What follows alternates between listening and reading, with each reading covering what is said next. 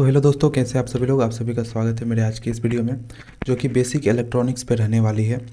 देखिए, आज का वीडियो बहुत ही महत्वपूर्ण होने वाला है, क्योंकि मैं आपको इंपॉर्टेंट टॉपिक्स बताऊंगा इसमें कि आपको अभी क्या सबसे ज़्यादा इंपॉर्टेंट है, ताकि आप रिवाइज इसे कर लें और इसको आप ज़रूर देख के जाएँ, ताकि आपका पेपर वहाँ पे अच्छा जाए। शुरुआत करने से पहले मैं आपको कुछ बातें कहना चाहूँगा। देखिए, बहुत सारे बच्चों ने मुझे ये कहा है कि मैथमेटिक्स का पेपर अच्छा नहीं गया है, पास हो पाऊँगा कि नहीं। मैं एक बात सिंपल सा पूछना चाहता हूँ कि पहले पेपर देख के घबरा क्यों जाते हो। घबराना बिल्कुल भी नहीं है। टोटल 9 क्वेश्चन में से आपको एक कंपलसरी है, बाकी 8 में से आपको 4 सेलेक्ट करने हैं। अरे यार, कोई भी पेपर आता है तो पहले वो 4 क्वेश्चन आप देखो कि आपके पास आप पहले वो 4 क्वेश्चन देखो कि कौन से क्वेश्चन आप अच्छे से कर पा रहे हो, उसे पहले डिसाइड करो। और उसके बाद जो सबसे अच्छे तरीक़ा से आ रहा है, जो पूरा आप कॉन्फिडेंस हो कि मुझे ये सबसे बेहतर है, मैं पहले ये करूँगा, तो आप उसको अटेम्प्ट करिए। आपको पूरा मॉड्यूल मतलब पूरा सिलेबस ही कवर करके नहीं जाना। मैं कितनी बार आपको मैंने बताया है कि वहाँ पे हर एक मॉड्यूल से क्वेश्चन आता है। कल के पेपर मैथ का पेपर ही कितना इजी था। मैंने बार बार कहा था कि मैट्रिक्स इतना इंपॉर्टेंट है, ये सब टॉपिक्स इंपॉर्टेंट है। लगभग मैं मैक्सिमम मार्क्स पे नहीं जाऊंगा, मिनिमम 40 मार्क, 35 से 40 मार्क से भी ज़्यादा का क्वेश्चन मेरे सिर्फ बताए हुए टॉपिक से डायरेक्ट आया है। लिमिट का लल्लू सा क्वेश्चन आया था। टेलर सीरीज मैंने बहुत बताया था कि टेलर सीरीज कर लेना। और मैंने बार बार कहा था कि मैट्रिक्स 1 और यूनिट 1 और यूनिट 2 पहले इसे करना ही करना है। आप सभी ने देखा कि मैट्रिक्स से कितना 2 3 4 ये तीनों क्वेश्चन डायरेक्ट मैट्रिक्स से ही आया था। मतलब मैट्रिक्स से अधिकतर क्वेश्चन था। जिस बच्चे ने मैट्रिक्स भी करके गया होगा और उसके ऑब्जेक्टिव अगर सही होंगे अधिकतर, तो उसको पास करने का तो टेंशन ही नहीं है। और मैंने लास्ट वीडियो में ये बताया था कि मैथमेटिक्स का क्वेश्चन किस प्रकार से लिखना है।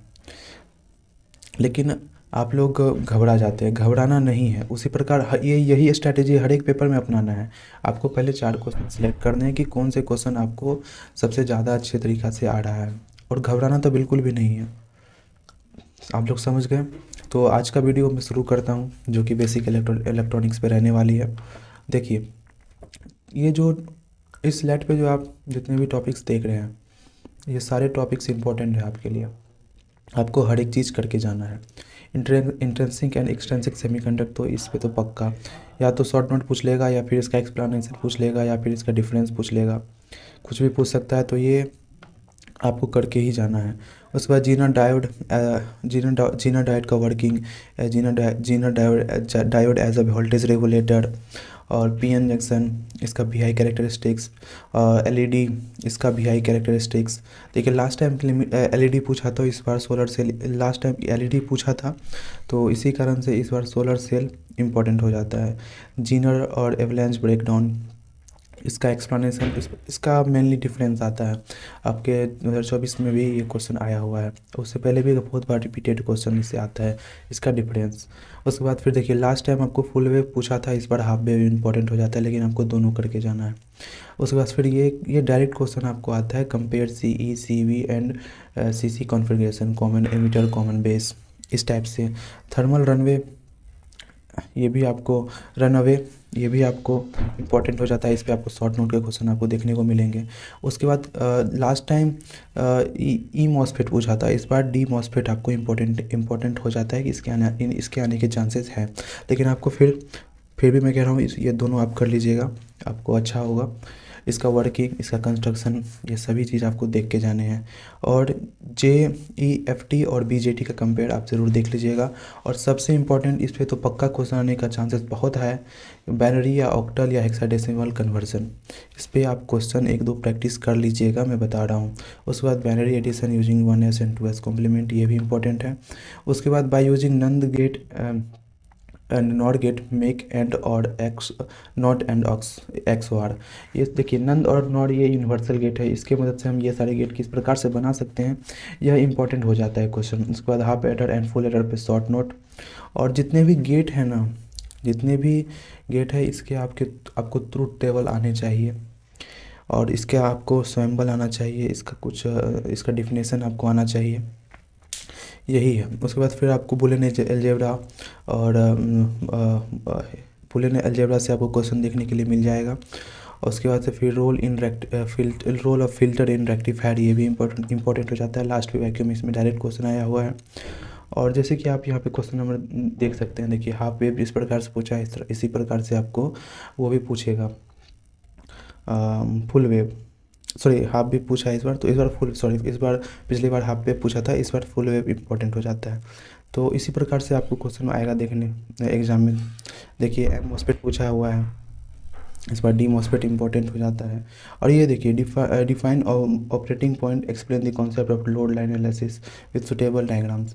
ये क्वेश्चन बार बार रिपीट होता है आपके 24 से पहले भी कई बार ये क्वेश्चन रिपीट हुआ है BYQ में, तो आप इसको ज़रूर देख के जाइएगा। उसके बाद फिर ये VI कैरेक्टरिस्टिक्स हो गया, देखिए कन्वर्ट जैसे ये ऑक्टल हो गया, यही हेक्साडेसिमल दे सकता है, तो ये आपको इम्पोर्टेंट हो जाता है। देखिए जिस प्रकार से मैकेनिज्म, ब्रेकडाउन मैकेनिज्म पूछा है, difference between Zener and wavelength breakdown, तो ये जितने टॉपिक्स मैंने आपको बताए हैं इसको अभी आप रिवीजन करिए।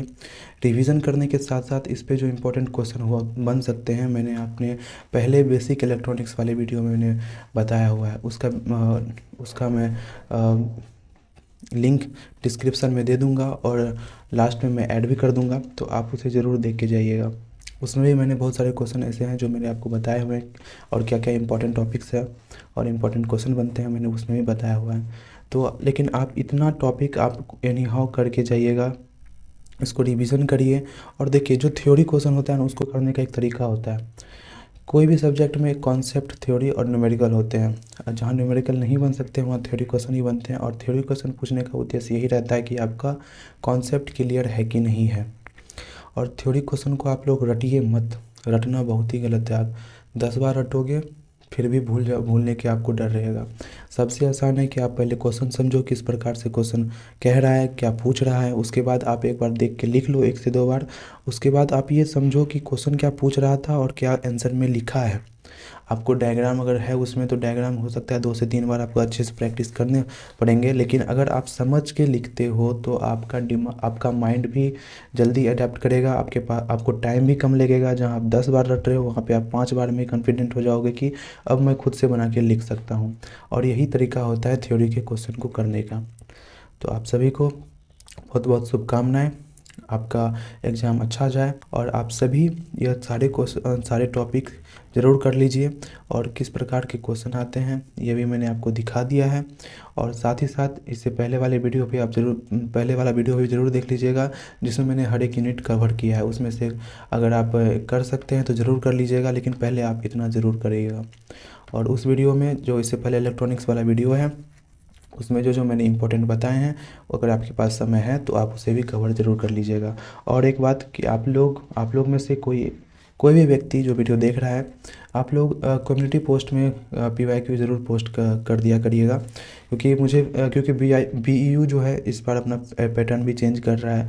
और किस प्रकार से BEU अपना पैटर्न चेंज कर रहा है उसको एनालिसिस करने में मुझे सब मदद मिलेगी, ताकि मैं आगे भी अच्छे से आप सभी को गाइड कर पाऊँ। तो आप सभी का बहुत बहुत धन्यवाद।